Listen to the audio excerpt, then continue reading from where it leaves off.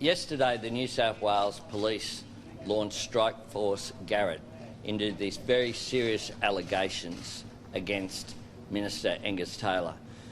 The three potential breaches of the law, two of them contain a penalty of up to 10 years. The other, a penalty of up to 2 years. These are very serious allegations. This is a problem of the minister's own making. This bumbling minister who has been involved in 3 scandals. This is scandal number 3.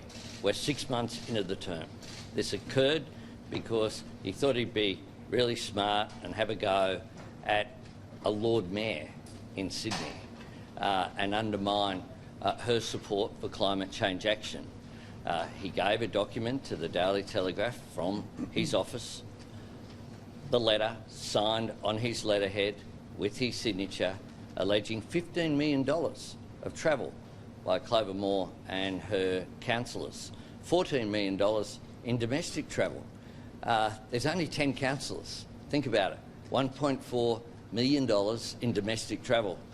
They would have done nothing but spent their entire life on a plane going from one place to another, more than a plane ride a day, multiple just flying around, not going to council meetings. I mean, it was absurd.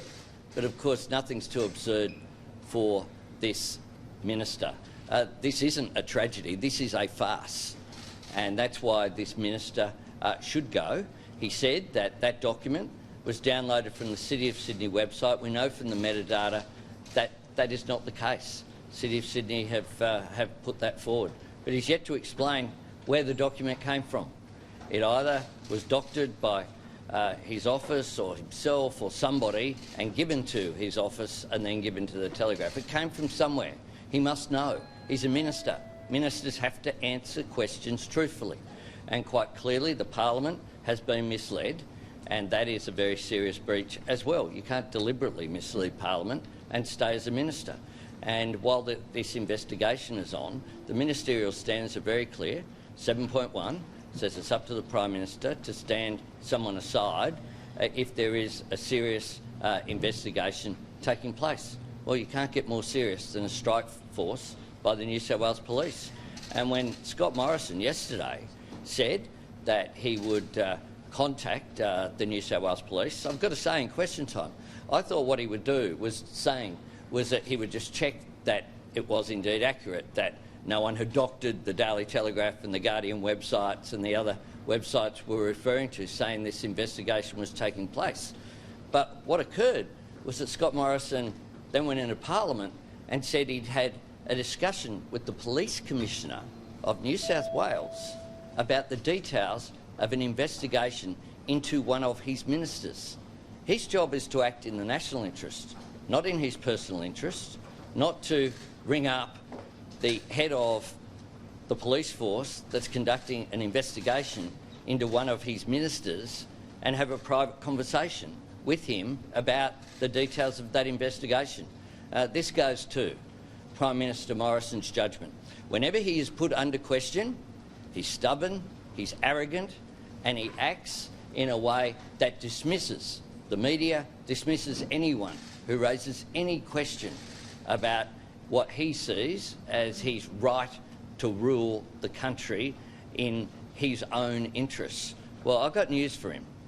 He is accountable, and so are his ministers. But isn't the government... Let's leave Anthony Albanese there. It is a hot issue, and it's getting hotter, that one, surrounding Angus Taylor, isn't it, with these claims that he made against Clover Moore, the Lord Mayor of Sydney, that were wildly inaccurate. Laura, I'll ask you what you think of this, because from where I'm sitting, it seems like Labor sees Taylor as being quite vulnerable, and at the very least, there's probably no chance of him ever getting a promotion in the next cabinet reshuffle. It seems to me that it would probably go backwards. Labor has seen Angus Taylor as a weak link in which it can pursue in question time anyway, before this scandal. With this scandal, Labor believes, obviously, that they've got the foot on the throat of Angus Taylor. They can smell blood, and these things tend to take on a momentum of their very own. Rightly or wrongly, I actually predict that Angus Taylor will be the first scalp in the Really? Morrison Government. It may take time, and as I say, fairly or unfairly, this kind of distraction, if it persists for weeks and weeks, which Labor will seek to do, it becomes a distraction. It becomes one of these situations that Scott Morrison then can't ignore. Look at the facts. Whether it's Angus Taylor or a staffer, that's a big difference. But doctoring this, having a police investigation in New South Wales, but Pete, also looking at the figures, 15 million on travel for its councillors when the real cost was less than 6,000. Any minister, any person looking at that and not really looking at the figure and going, that doesn't seem right. I mean, if you did the maths, $15 million on domestic travel a year is utterly ridiculous.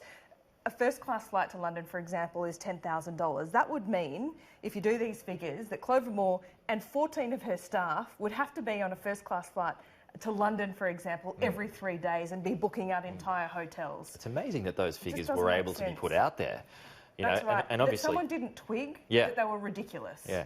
And obviously the stuff with Jamlands didn't really work, or there's been no smoking gun just yet for Labor, but they see a real opportunity here. And this is the brutal reality of politics.